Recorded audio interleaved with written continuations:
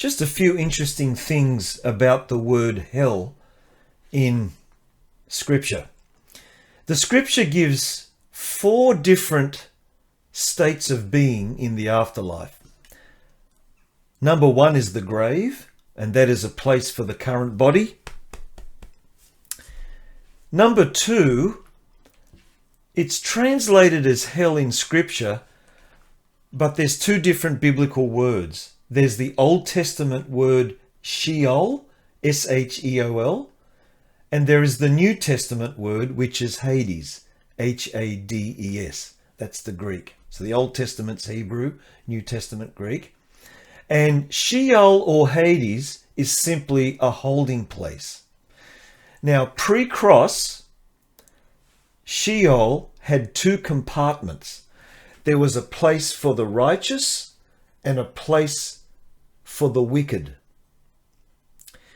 When Jesus came, after his death, he emptied Sheol or Hades of the righteous, and the righteous went to paradise, and what was left was the compartment for the wicked.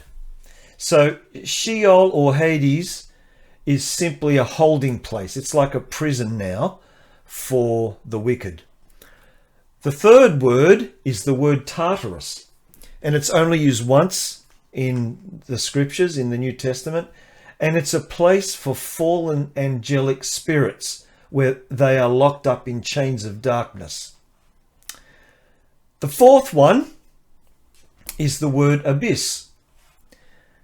In Revelation chapter 20 verse 1, it talks about the bottomless pit, which is the abyss, and this is for demonic spirits who know their time is coming.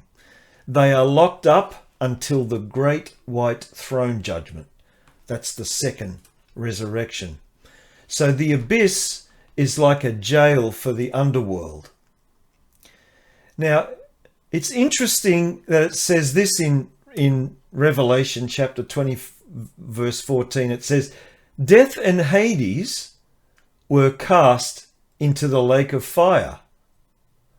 Now that's interesting, because what it's saying is hell was cast into hell.